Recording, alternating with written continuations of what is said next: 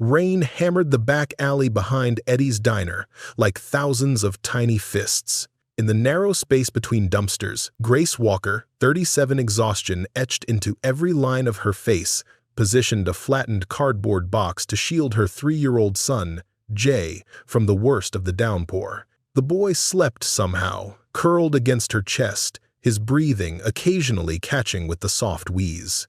Beside them, 15-year-old Emily pressed herself against the brick wall, a threadbare blanket pulled tight around her shoulders, eyes alert despite the late hour. "Mom." Emily's voice cut through Grace's thoughts. "Someone's coming." Grace tensed, automatically wrapping protective arms around Jay. The back door of the diner swung open, spilling harsh fluorescent light into the alley. But it was just Marco, the night cook, balancing a paper bag in one hand. "Hey," he said softly, "a bunch of fries got burned. Shame to throw them out." He set the bag down within reach. "Manager's gone home. You should be good till morning." "Thank you," Grace whispered. Marco nodded and retreated inside. Emily reached for the bag. At least someone in this town has a heart. They'd tried the shelter downtown once. A single night was enough. They separated teenage boys from families, and the intake worker had looked at Emily, tall for her age, short-haired, always in hoodies, with narrowed eyes, asking if she should be in the men's section. That night, a man had pounded on their door for hours, shouting for drugs. The next morning, Grace chose the alley. "At least we're together," Grace said.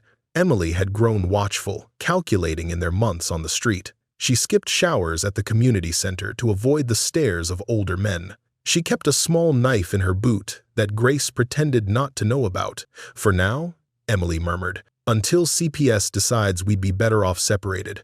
Grace swallowed hard. It was her greatest fear. The social workers meant well, but Grace had seen too many families in their situation torn apart by a system that couldn't understand that sometimes the street was safer than the time.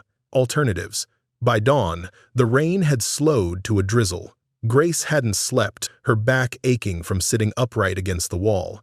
Jay stirred against her, blinking up with eyes so like his father's that sometimes it physically hurt to meet them. "Morning, Bug," she said, summoning a smile. Emily was already up, repacking their meager belongings into 2 worn backpacks with the efficiency of practice. They had a system: bathroom at the gas station, brush teeth, change Jay into a clean shirt if they had one. Emily would find somewhere to refill their water bottles while Grace wiped down Jay's face and hands. The back door opened again, and this time it was Dave, the manager, his expression apologetic but firm. "Grace," he said, "I'm sorry, but you can't stay here anymore. The owner drove by last night, saw the setup. He's threatening to call the police." Grace nodded. "We understand. We'll be gone in 10. "I'm sorry," Dave repeated, looking genuinely pained. As Dave disappeared back inside, Emily muttered, "We're invisible until someone wants us gone." The bitterness in her voice made her sound decades older than 15. They gathered their belongings silently. 2 backpacks containing everything they owned in the world. Grace had sold her wedding ring months ago for a motel room during one of Jay's asthma attacks. The gold locket with Nate's picture went for Jay's last prescription. All that remained was a single photograph of the 3 of them, taken on Emily's 14th birthday. "Where to?" Emily asked, Jay held securely on Grace's hip. "Bus station first," Grace decided. "Then we'll figure it out." The small town was just waking up as they walked down Main Street. Shop owners unlocking doors. Delivery trucks unloading. Normal life continued all around them while they drifted, untethered. Grace kept her gaze straight ahead, avoiding eye contact. "Gracie Walker? Is that you?" The voice came from her left, startling Grace. A woman stood on the sidewalk outside the pharmacy, late 60s, gray hair in a neat bob. "Gracie?" the woman repeated. "Elias Walker's granddaughter?" Grace blinked, searching the woman's face. "I'm sorry, I don't." "Lorraine Hill," the woman supplied. "I lived next door to your grandfather up on Cedar Ridge. You used to spend summers with him when you were little. You and Laura would catch fireflies in jars." The memory surfaced faintly. a little girl with braids, a porch swing, the smell of pine trees. "Mrs. Hill," Grace said, the name coming back to her. It's been a long time." Lorraine's gaze traveled over Grace, taking in her worn clothes, then to Emily's guarded posture and Jay's small form. Something shifted in her expression, not pity, exactly, but understanding. "I'm in town for a doctor's appointment," Lorraine explained. "Just getting my prescription filled. But my goodness, seeing you is... Have you had breakfast? Let me buy you all some coffee and food." Emily shot Grace a warning look. They'd learned to be wary of offered help, which often came with strings attached. "That would be, thank you," Grace said. 20 minutes later, they sat in a corner booth at the Sunrise Cafe across from the pharmacy. Jay happily worked through a stack of pancakes, syrup coating his fingers. Emily maintained her skeptical silence, but couldn't resist the hot chocolate and breakfast sandwich before her. Grace wrapped her hands around a steaming mug of coffee, the warmth seeping into her cold fingers. "You said you were just between places," Lorraine remarked carefully. "But that's not quite right, is it? We're managing. Child, I've known you since you were knee-high. Your mama was pride personified, and I can see you inherited it. But sometimes pride isn't worth what it costs." Lorraine's voice was gentle but direct. "How long has it been like this?" The question lodged in Grace's throat. 7 months, Emily answered when Grace didn't, since they repossessed the car. "But that's what I don't understand. No one from the county ever reached you? About Elias? Grandpa Elias?" "I haven't. We lost touch after I was 9. He left the mountain. There was some kind of trouble. My mother never talked about it." "Oh dear." Lorraine set her cup down with a soft clink. "He didn't leave the mountain, Grace. He moved from the big house to a smaller place on the same land after the incident. But he never left Cedar Ridge. Is he still?" "No, honey. Elias passed almost 2 years ago." Lorraine's eyes were sad. "The county's been trying to locate next of kin since then. They sent letters, notices. You're his only living heir. Heir to what? A pile of debt?" Lorraine shook her head. "Elias owned his land outright. There's the main house. It's not in good shape, mind you. And..." She paused, extracting a folded paper. "And there's the cabin. The one that's been sealed since 1945. "Sealed?" Emily leaned forward. "Right after World War II ended. Something to do with government operations during the war.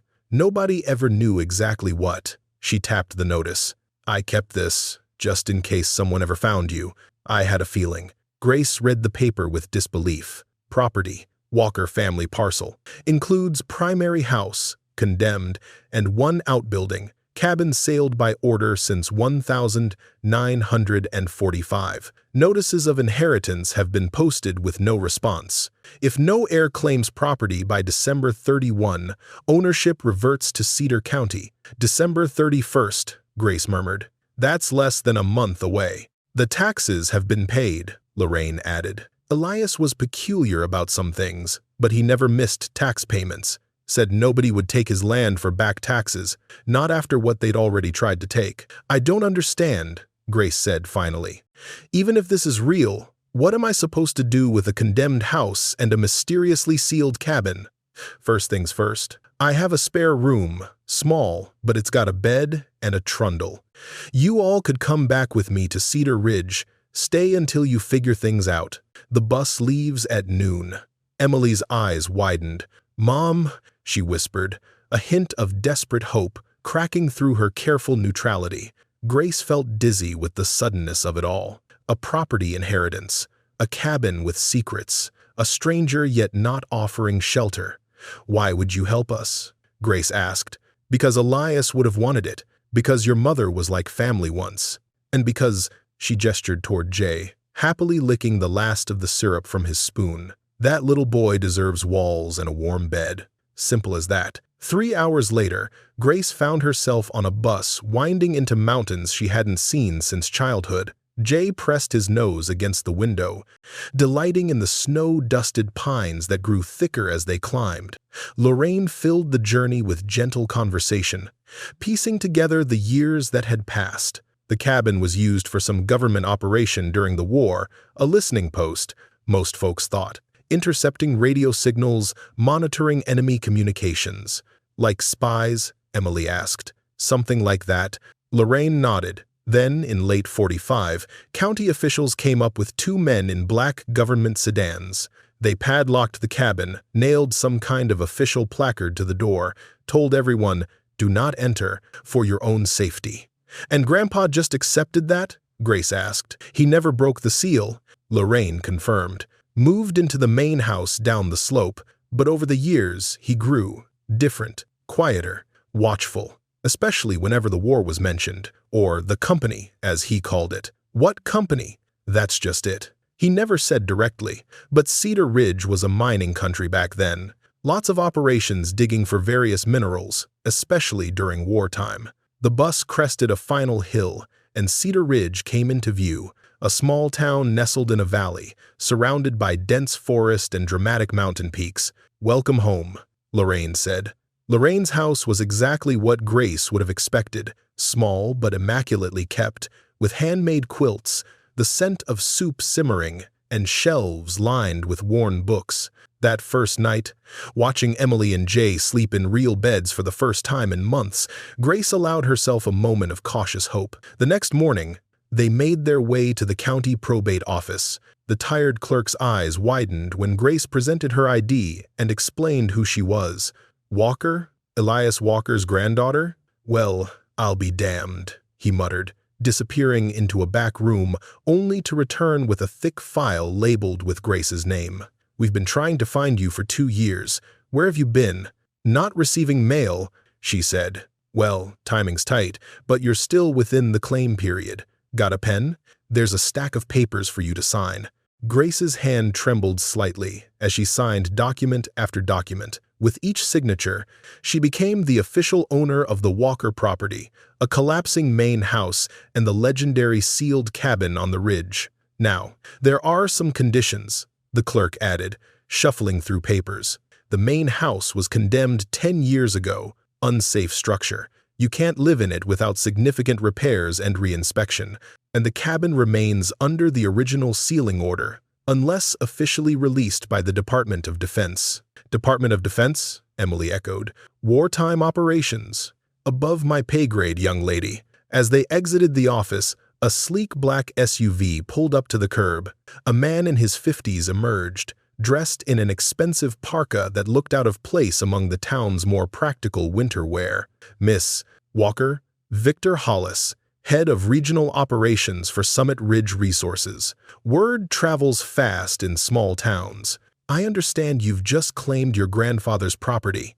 Grace instinctively drew Emily and Jay closer. "News to me that it would interest a mining company. We've had interest in parcels near your grandfather's land for years.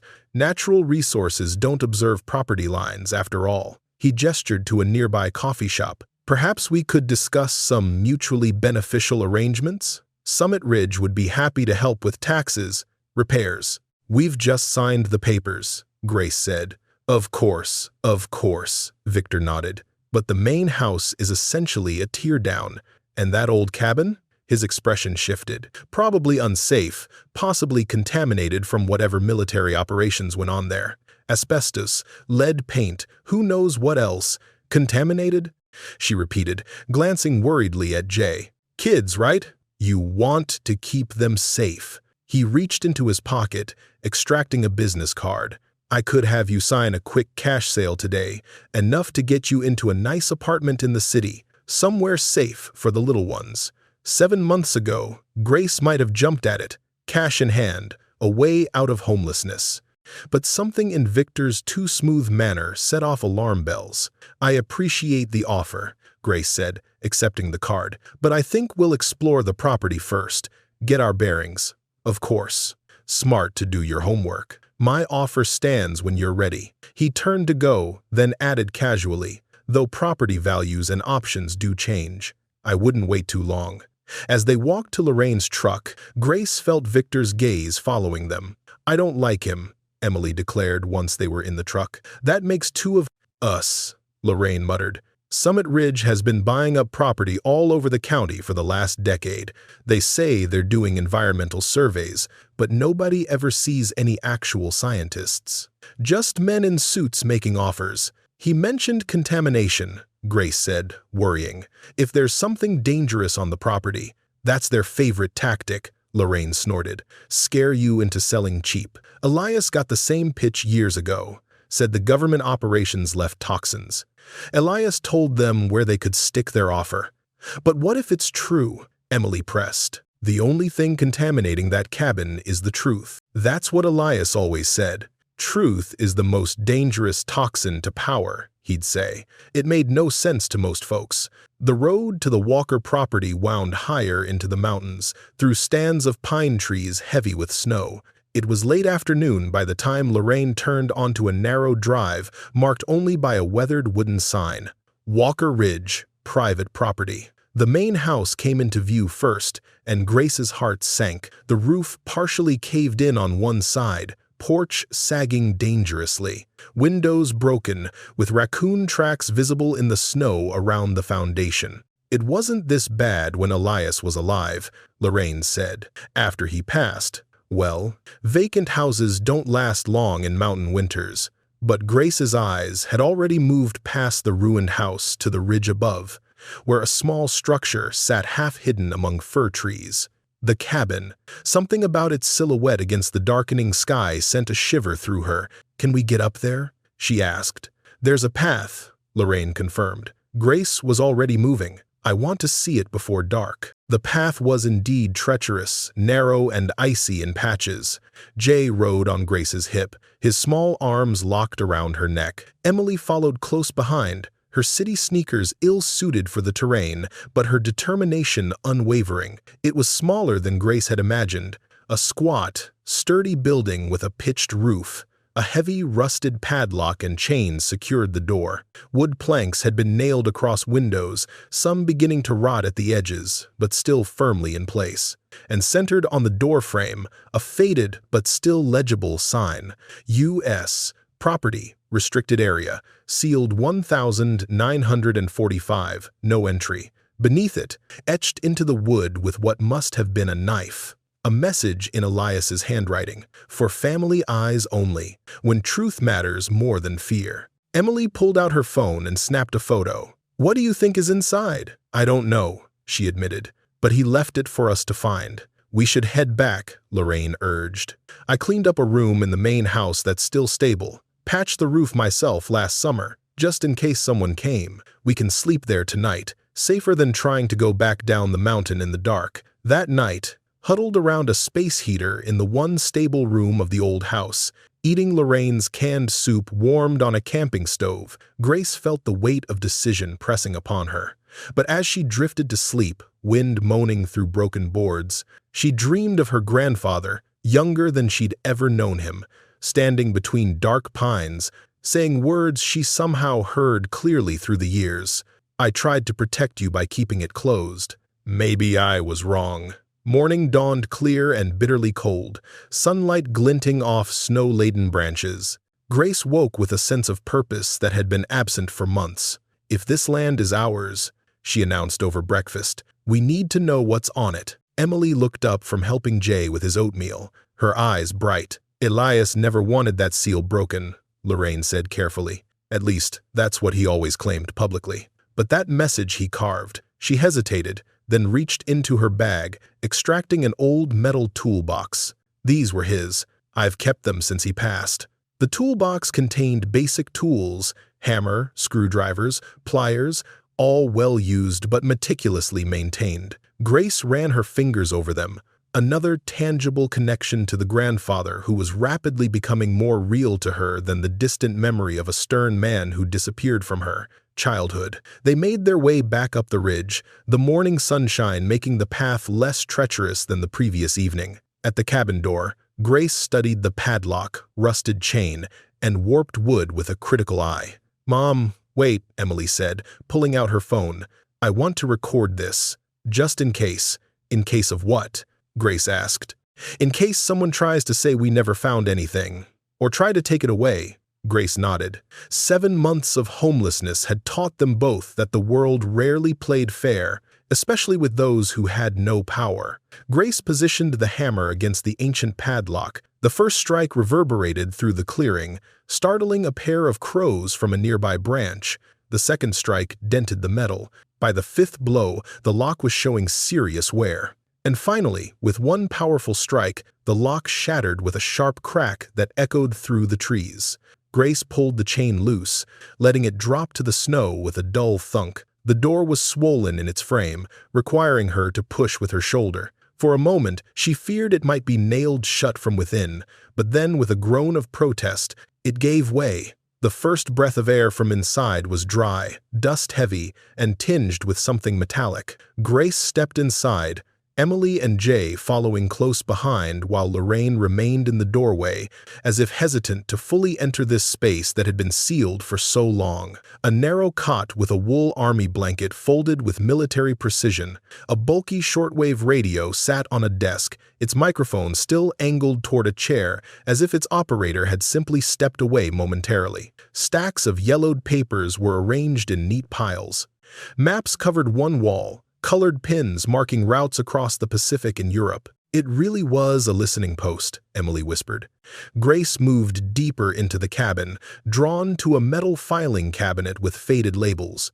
Transcripts, intercept logs, field reports, and, on the desk, centered precisely, a small wooden box. Her breath caught as she saw her own name written on it in shaky handwriting she recognized from the door carving. For Grace. When you have nothing left to lose. Her hands trembled as she lifted the box.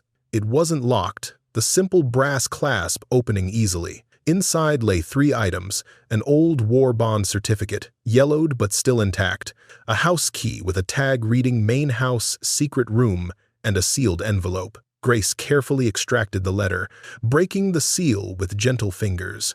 "My dear Grace, if you're reading this, I've passed on and you've found your way back to Walker Ridge. I hope it wasn't desperation that brought you here, but I've prepared for that possibility nonetheless. The war bond is worth considerably more now than when issued. It should help with immediate needs.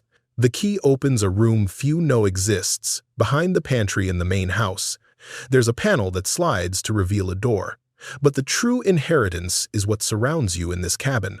During the war, this place served as a listening post. We monitored radio traffic, not just foreign signals, but communications between certain American companies and government officials. Companies like Piedmont Mining, now operating under the name Summit Ridge Resources. By 1944, I had evidence they were using the war as cover for illegal operations, valuable ore extraction without permits, land grabs from families while young men were overseas fighting, and worst of all, forced labor. They called them work camps for essential wartime production, but they were prisons. Local men, especially from native communities and poor mountain families, disappeared into these camps. Many never returned. I started copying records, intercepting logbooks, and hiding them here. When they realized what I was doing, I was warned, seal it, forget it, or your family disappears. So I sealed the cabin under official order, but I refused to destroy the truth. I thought I was protecting our family by keeping silent all these years. Now I wonder if silence was just another form of cowardice. One day, someone in our bloodline would need this more than I needed my fear. That someone is you, Grace. With love and regret, Elias Walker Grace lowered the letter, her vision blurring with tears.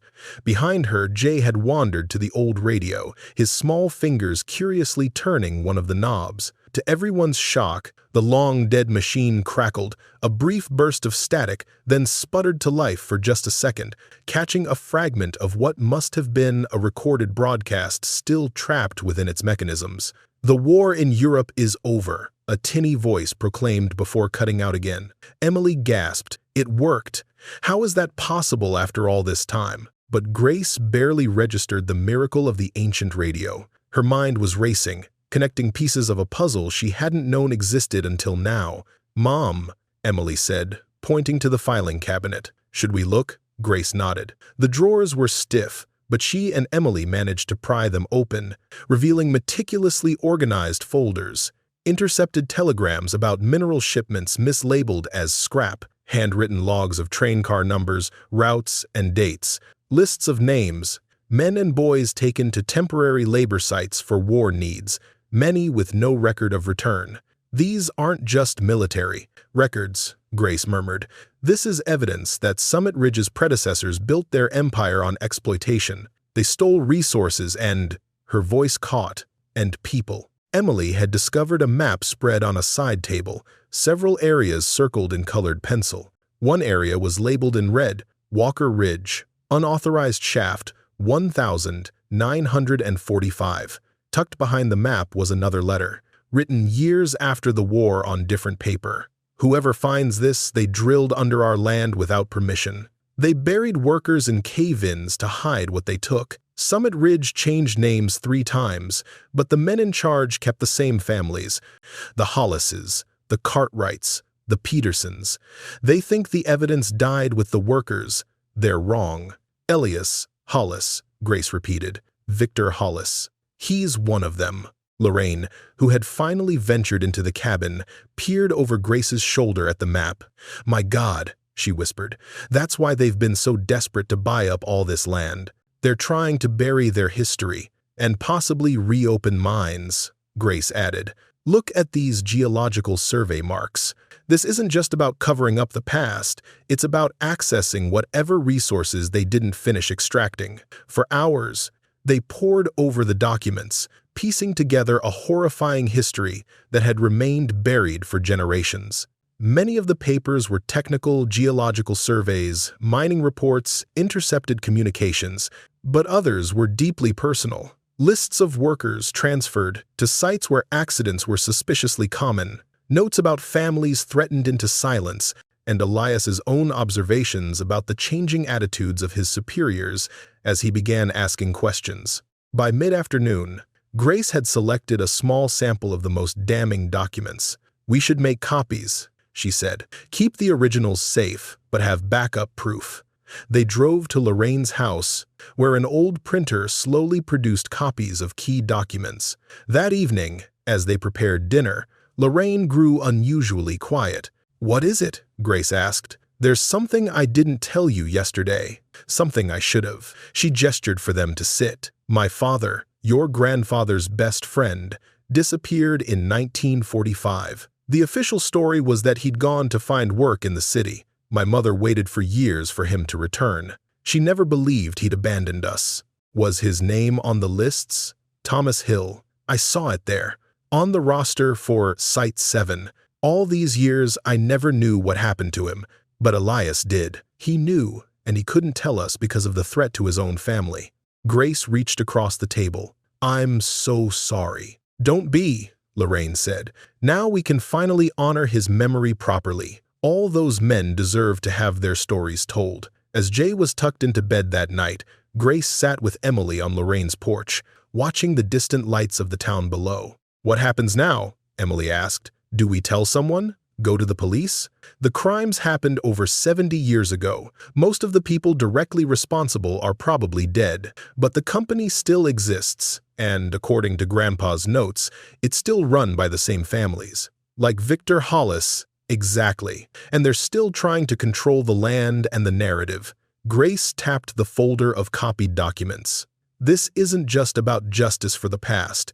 It's about preventing them from doing the same thing now, exploiting the land and the people who live here." The sound of engines cut through their conversation. Headlights appeared on the road leading to Lorraine's house, 2 large pickup trucks with the Summit Ridge logo emblazoned on their sides.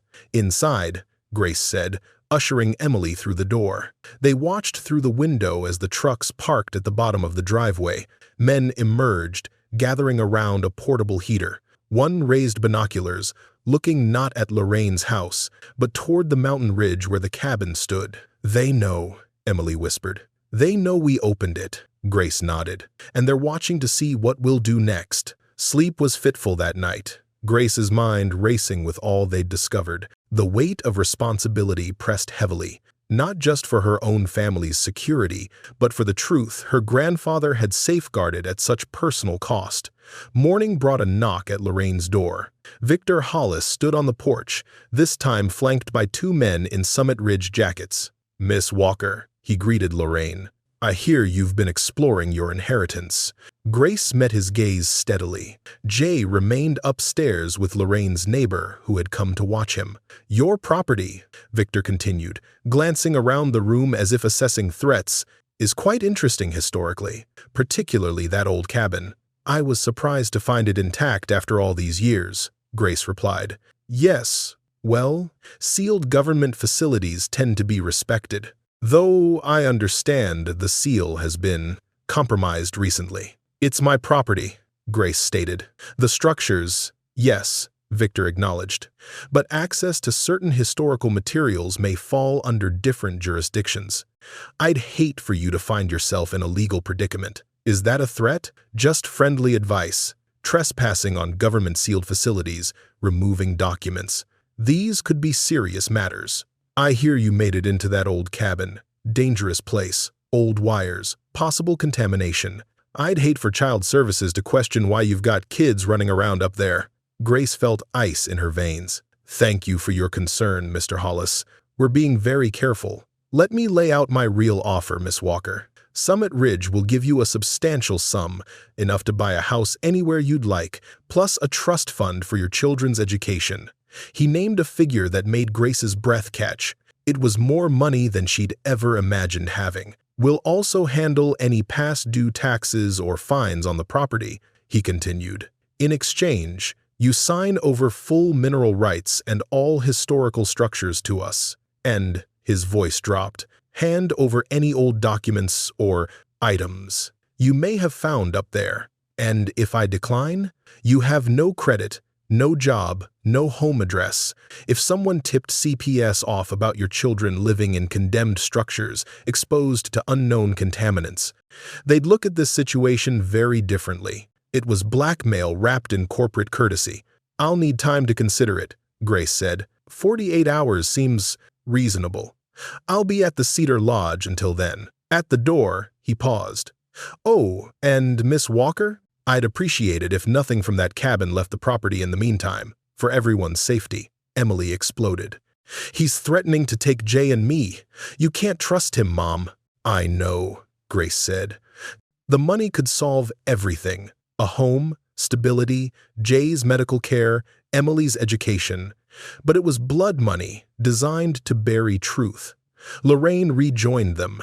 "You heard?" Grace nodded. "He wants the documents, and he's not above using my children as leverage." "What are you going to do?" Lorraine asked. "Fight back."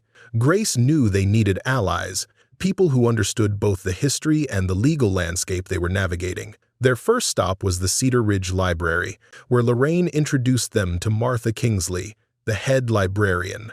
"Elias used to come in here with his crazy stories," Martha recalled. "Most folks thought he was just a troubled veteran with conspiracy theories. But he always had such specific details." "They weren't theories," Grace said. "They were facts he couldn't safely reveal." Martha's eyes widened as she examined the papers. "Good Lord," she whispered. "The Blackwater mine collapse of '46. Everyone was told it was structural failure. But this shows they knew the support beams were compromised weeks before they sent men down. 27 men died." Grace confirmed. Martha sat heavily. "My Uncle Joseph was one of them. We never even got his body back." With Martha's help, they identified other families in Cedar Ridge who had lost relatives in suspicious circumstances during and after the war years. Their next connection came through Martha, Professor Daniel Reed, a retired history teacher who now ran a small blog documenting local history and modern corporate influence in the region. "Summit Ridge isn't just buying land," Daniel explained. "They're buying silence. Every property purchase comes with non-disclosure agreements about anything historically sensitive found on the land, like mass graves?" Emily asked. Daniel's eyebrows shot up. "Do you have evidence of that?" "My grandfather documented several disposal sites that don't appear on any official records." Daniel studied the map with growing dismay. This matches patterns I've been tracking for years. Geological anomalies that Summit Ridge seems particularly interested in acquiring. He looked up sharply. They've offered to buy you out, haven't they? With threats attached if I refuse? Daniel sighed. There was a family 3 years ago, the Calhouns, found old mining equipment on their property dating from the 42nds. Summit Ridge offered them triple market value. When they hesitated, suddenly there were anonymous calls to various authorities about code violations, unpaid taxes. What happened to them? Emily asked. They took the money. Daniel's expression was grim. Moved away. Never spoke of it again. By evening, a loose network was forming, people who had lost family members, others who had resisted Summit Ridge's expansion, and those like Martha and Daniel who had pieces of the historical puzzle but never enough evidence to complete the picture. Through Daniel, Grace got a phone call with Harper Jones, an environmental and civil rights lawyer in the nearby city who had fought Summit Ridge before and lost, because she never had enough evidence. Summit Ridge has deep pockets and deeper political connections, Harper warned. They've buried lawsuits about water contamination, labor violations, you name it. Their legal team is like a wood chipper for plaintiffs. What if I have what they buried in 1945? Grace countered. Original documents, maps, names, evidence of not just environmental crimes but human ones. Are you serious? Deadly. I'm driving up tomorrow. Have everything ready. That night, back at Lorraine's house, Grace couldn't sleep. The deadline Victor had given, now just 36 hours away, loomed large. She slipped outside onto the porch, watching the distant glow of Summit Ridge trucks still keeping vigil on the road to the Walker property. Emily joined her. We're not taking the money, are we? No. That money comes with too high a price. Good. Because I've been thinking, there are probably more families like Lorraine's. People who never knew what happened to their relatives. She hesitated. And I've been looking at the photos I took in the cabin. There's something we missed. She pulled out her phone, showing Grace a zoomed-in image of one of the maps. See this marking here? It doesn't match the others. It looks like Grandpa Elias added it later. Grace squinted at the small X marked on what appeared to be the main Walker house. The secret room, she realized. The key in the box. It's for a room in the main house. With renewed urgency, they were back at the Walker property at first light, carefully avoiding the Summit Ridge vehicles. The pantry was through here, Lorraine whispered, leading them through what had once been a kitchen. The pantry was little more than a closet now, shelves broken and walls water-damaged. But when Grace ran her fingers along the back panel, she felt it, a slight seam, invisible to the eye but detectable to touch. Here, she murmured. The panel gave way with a reluctant groan, sliding sideways to reveal a small door with an antique keyhole. The key from Elias's box fit perfectly. With a turn and a click, the door swung inward, revealing a small room untouched by the decay affecting the rest of the house. Inside was another trove of evidence, but different from what they'd found in the cabin. These were personal effects. Photographs of workers, letters from their families inquiring about their whereabouts, and most damning of all, internal Summit Ridge memos discussing how to handle the disappearance problem. And there was one more shocking discovery, a page with a familiar surname circled in red, Walker, Elias's name, listed as site overseer at one of the illegal shafts. A later memo read, Walker refusing to participate in disposal. Recommend removal from operation and reassignment to listening post. My grandfather was not just a victim. For a time, he was part of it, a cog in the machine.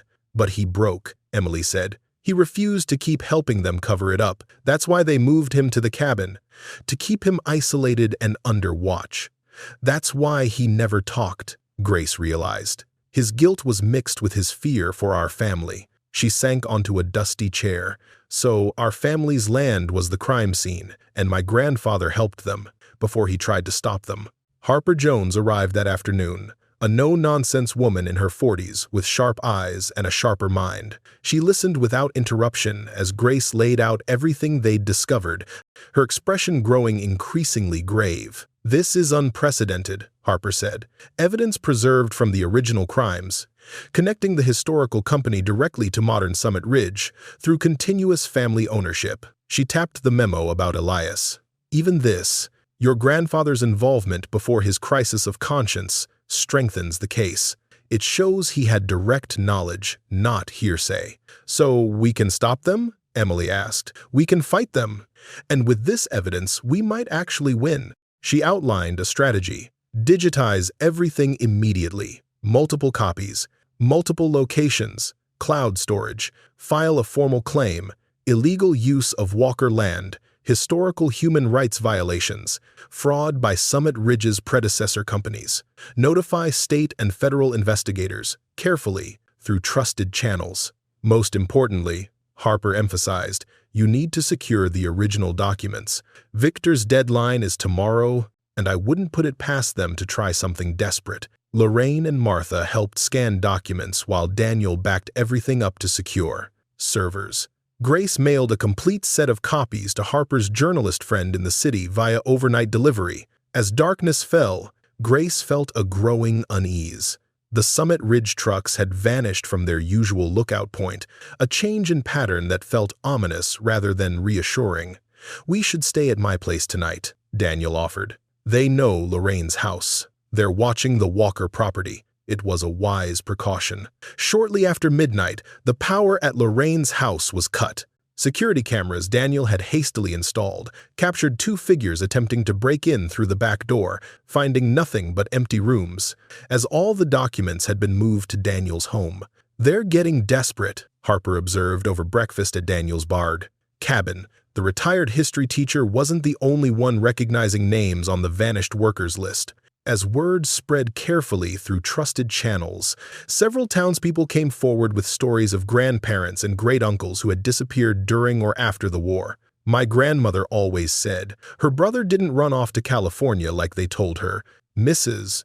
Beckett, the town's oldest resident, confided, said he wouldn't have left without saying goodbye. Now I know. He's right there on that list for Site 4.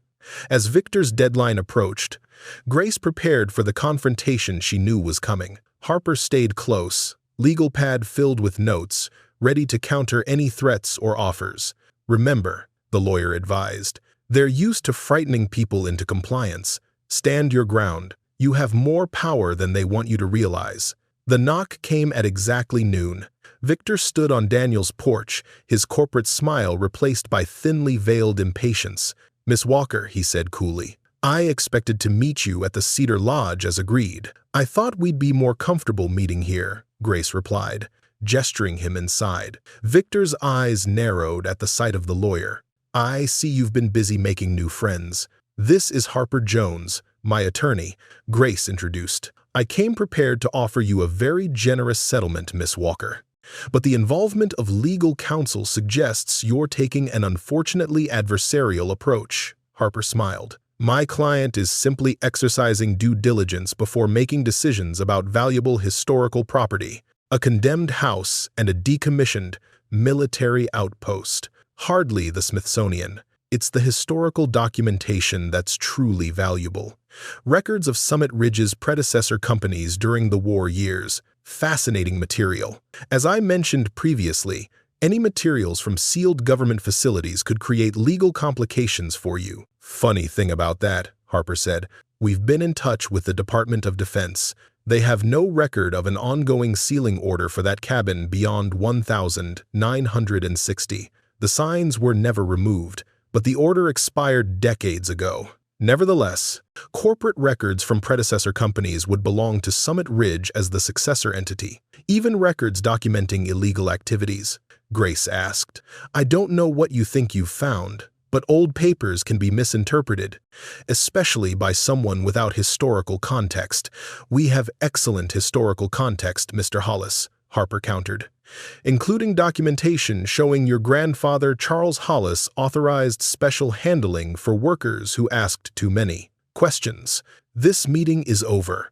Summit Ridge withdraws any offers previously discussed. If you're foolish enough to pursue whatever misguided crusade you're contemplating, our legal department will respond accordingly. Before you go, Grace said, I should mention that complete copies of all documentation have been secured off-site. Multiple copies, multiple locations. Whatever happens next, the truth doesn't stay buried anymore. What followed was a flurry of legal action.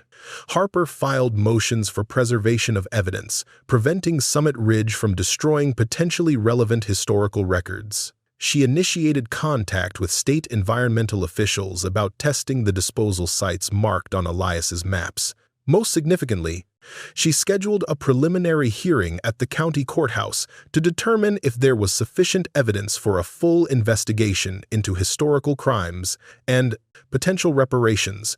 Summit Ridge responded with predictable aggression, cease and desist letters, threats of defamation suits, attempts to discredit the documentary evidence as fabricated or misinterpreted. Their local allies proved invaluable. Martha used library resources to verify historical details mentioned in Elias's notes. Daniel's blog carefully chronicled modern-day Summit Ridge tactics alongside their historical misdeeds, creating public pressure. Most powerfully, families who had lost relatives began speaking out. Small gatherings formed, where people shared stories of loved ones who had vanished under suspicious circumstances. My father used to say his dad was more than just missing, he was taken. One elderly man explained during a community meeting. Nobody believed him, said he was crazy with grief. Turns out, he was right all along. One night, driving back from the lawyer's office in the nearby city, Grace noticed headlights following too closely. The vehicle behind them accelerated, bumping their rear bumper hard enough to make Emily scream.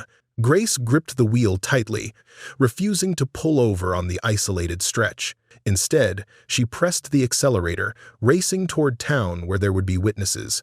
The pursuing vehicle eventually backed off as they approached streetlights. Harper advised them to document everything. These intimidation tactics actually strengthen our case, she explained. As the preliminary hearing approached, Summit Ridge made one final attempt to silence them. Victor arranged to meet Grace alone, a request she agreed to only with Emily secretly recording from the next room and Daniel watching from across the street. "This has gone far enough," Victor said. "You have no idea what forces you're messing with. Summit Ridge isn't just a company. It has connections in state government, federal agencies. Are you threatening me again?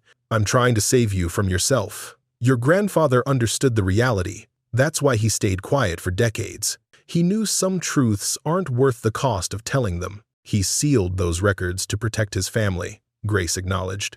But he preserved them because he knew someday the truth would matter more than fear. That's the difference between him and you, Mr. Hollis. He eventually found his courage. You think this is about courage? It's about practicality. Take our final offer, double what we initially proposed. Walk away wealthy, or pursue this foolish crusade and risk everything. Those are your choices. No, Mr. Hollis, you're the one with choices to make. Face the truth about your company's history, make amends to the families who suffered, and move forward with integrity, or continue fighting to bury the past and be buried along with it when the truth comes out anyway. As Victor left, Emily emerged from her hiding place. "Do you think they'll back down?" Grace shook her head. "No, but neither will we." The county courthouse in Cedar Ridge was an imposing stone building from the 1922, its marble steps worn by generations of footsteps.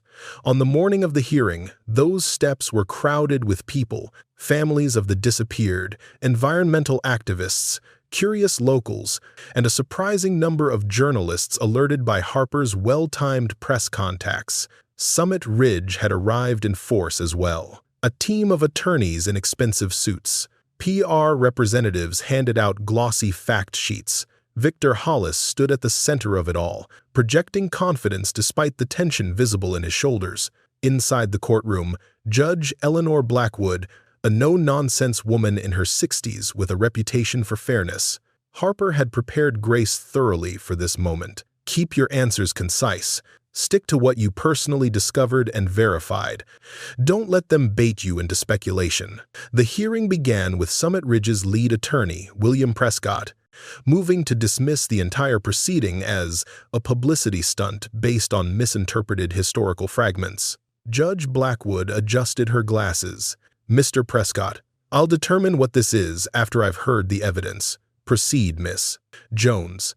Harper's opening statement was measured but powerful. She outlined the discovery of the sealed cabin, the documentation it contained, and the continuing pattern of land acquisition that seemed designed to control and suppress historical evidence. Summit Ridge's strategy quickly became clear. They would attack on three fronts. First, question the authenticity of the documents, suggesting they could be forgeries or misinterpreted. Second, claim that even if authentic, the statute of limitations had long expired on any historical wrongdoing. Third, paint Elias Walker as an unstable veteran with personal grudges against the company, possibly forging documents after the war. Harper countered with methodical precision.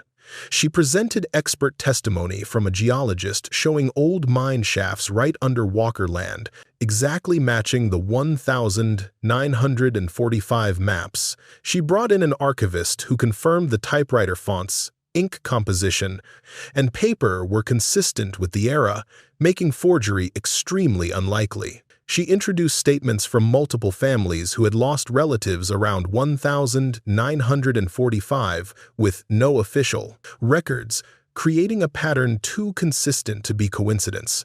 The courtroom fell silent when the retired teacher, Mrs. Beckett, her voice shaking with emotion, read her uncle's name from the list and explained, "For 70 years, our family believed he abandoned us.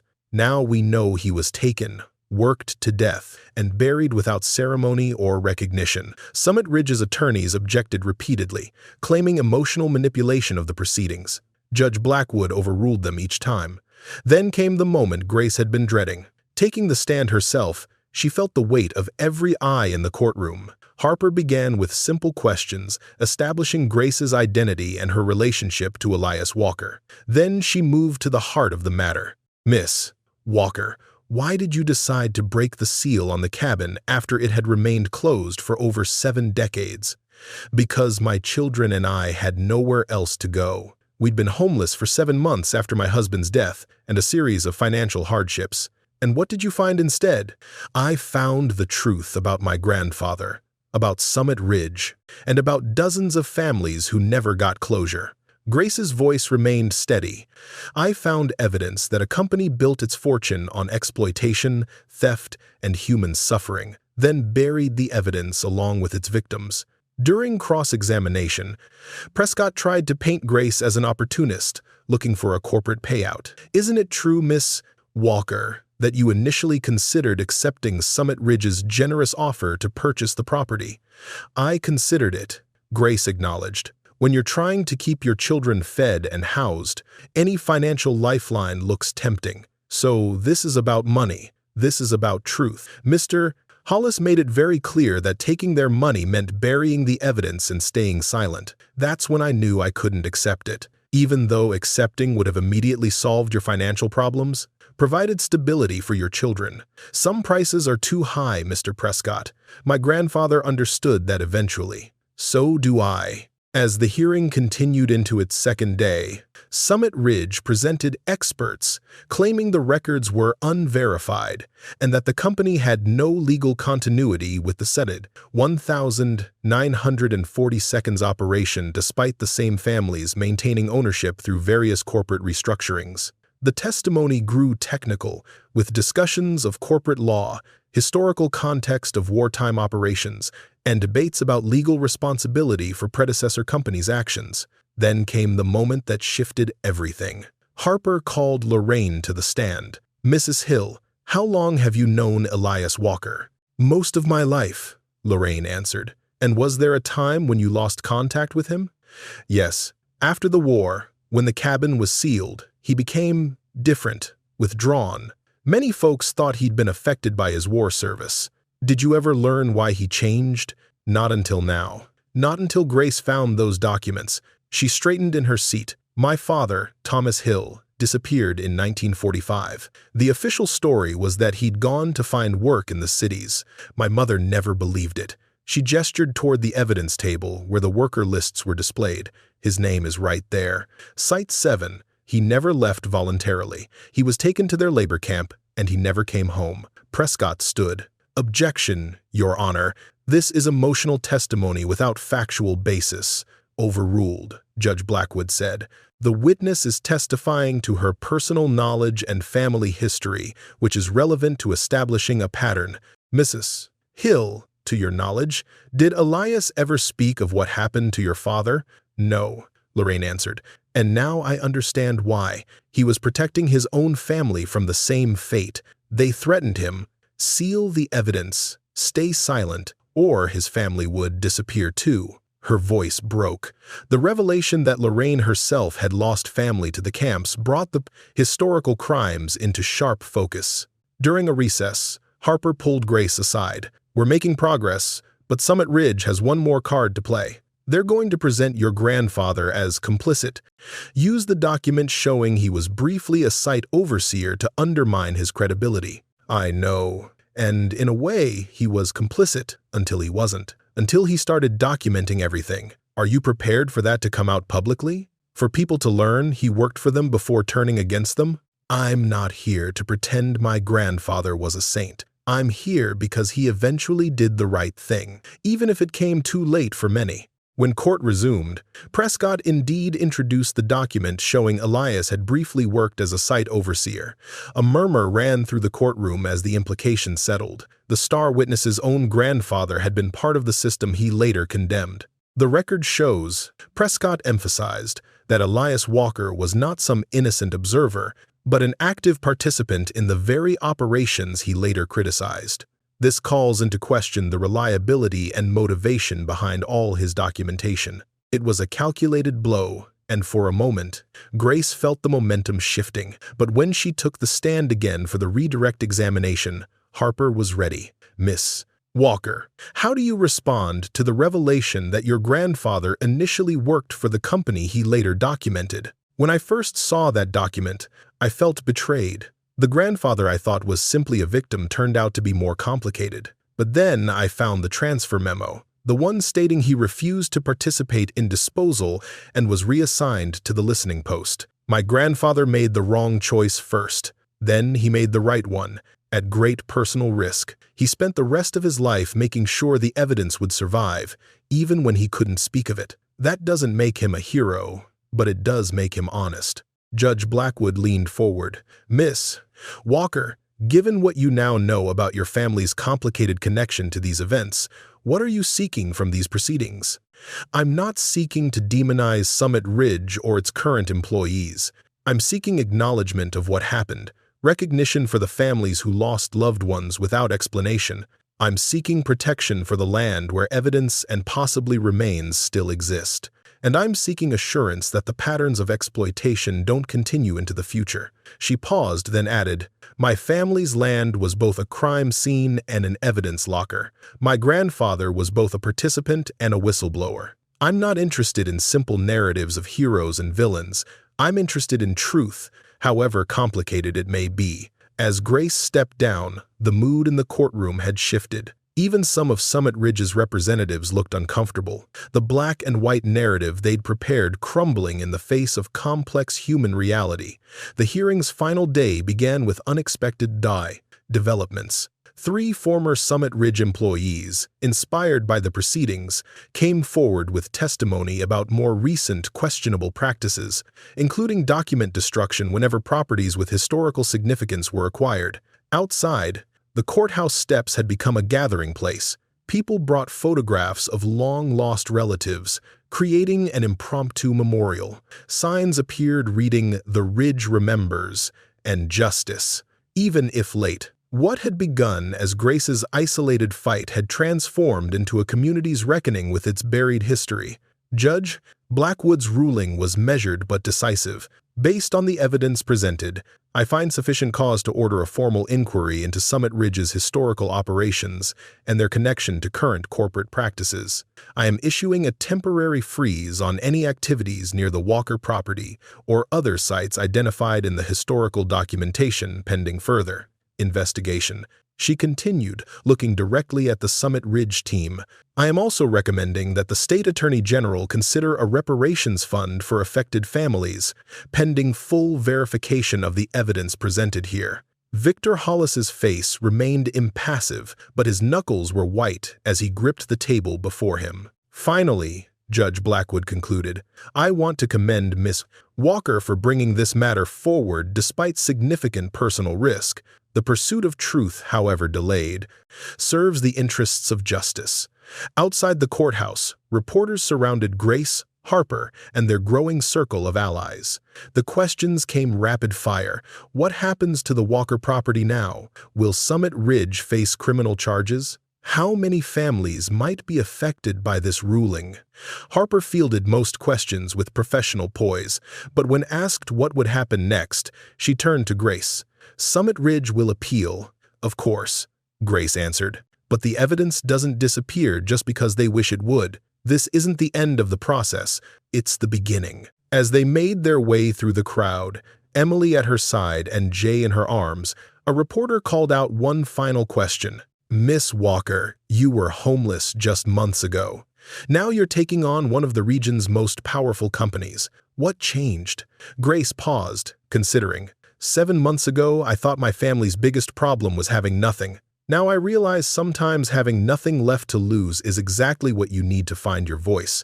That evening, as news broadcasts carried the story of the hearing and social media spread word of the historical revelations, Summit Ridge's representatives requested a private settlement meeting.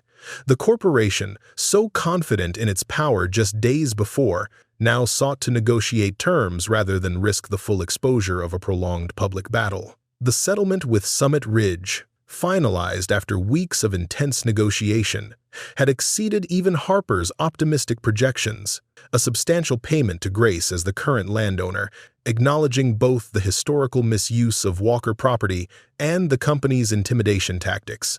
A reparations and restoration fund for families whose ancestors were exploited or disappeared, with an independent commission to evaluate claims and distribute compensation, a permanent conservation easement on the ridge, legally preventing any future mining or development that might disturb historical sites or remains. Most significantly, Summit Ridge agreed to fund a memorial and education center on the site of the old cabin and mining shafts, with community oversight to ensure the truth was presented honestly, including the company's own historical culpability. "They're paying for their redemption," Harper had observed during the final negotiations. "It's not justice in the purest sense, but it's acknowledgement. And for some wounds, acknowledgement is the beginning of healing." The Walker property had transformed. The main house, once condemned and crumbling, now stood solid again, roof restored, walls insulated, windows replaced. It had become Grace's home, a place where Emily had her own bedroom for the first time in nearly a year, and where Jay could run across wooden floors without fear of falling through rotted boards. But Grace hadn't stopped with her own family's security. The land behind the house was being developed into Walker Haven, a small retreat for homeless single mothers and their children. From one family's tragedy to many families' second chance, Grace explained to the local newspaper. Simple cabins were being built on the lower slope, away from the historical sites. A community kitchen and play area were taking shape. Programs were being established to help mothers rebuild their lives without losing custody of their children.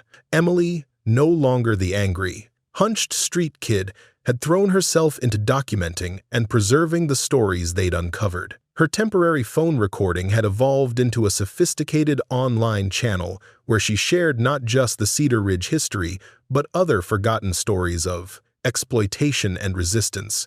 "It's like each story connects to 10 more, she explained to Grace one evening as they reviewed her latest project, an interview with Mrs. Beckett about her long-missing uncle. People start to see patterns they never noticed before.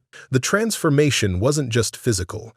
Grace had changed too, more confident, more purposeful. She'd discovered abilities she never knew she possessed: public speaking, community organizing, grant writing. The woman who once hid from social workers for fear they'd separate her family now worked alongside them, helping other families stay together through crises. Jay, now 4 and thriving, raced across the yard with other children from the retreat, their laughter carrying on the clear mountain air. His asthma had improved with regular medication and cleaner air than the city alleys had provided. One evening, as snow fell in soft sheets outside the window, Grace stood on the rebuilt porch, looking toward the lit cabin window on the ridge. The small museum was closed to visitors for the day, but lights remained on to guide the way for hikers and to serve as a beacon of remembrance. Lorraine joined her, carrying 2 steaming mugs of cocoa. The older woman had become family over the past months, her own healing journey intertwined with the walkers. Elias carried that secret till it nearly crushed him, Lorraine observed. You didn't just open a cabin, Gracie. You opened the door he couldn't. We were so scared of losing each other, Grace said quietly. But it turns out what we really needed was a place to stand and say, "This happened, and it won't happen again." The wind sighed through the pines, carrying the memory of all those who had walked the ridge before, some by choice, others by force. Somewhere up the slope, in the small museum, the old radio, carefully restored by a local enthusiast, quietly played a recording of the VE Day broadcast for visitors, announcing an end to one war while commemorating the long-delayed resolution of another kind of buried conflict. The Summit Ridge Corporation had not disappeared. It continued operations elsewhere, though under increased regulatory scrutiny. Victor Hollis had been quietly transferred to a division in another state, neither punished nor promoted, but removed from the equation. The settlement included no admission of criminal wrongdoing, but acknowledged historical harms requiring remedy. It wasn't perfect justice. The original perpetrators had lived full lives and died peacefully. Some families would never recover remains or have all their questions answered, but something fundamental had shifted in Cedar Ridge. The conspiracy of silence had been broken. Names long unspoken were now engraved on memorial stones. The missing were no longer simply missing, they were acknowledged victims whose stories mattered.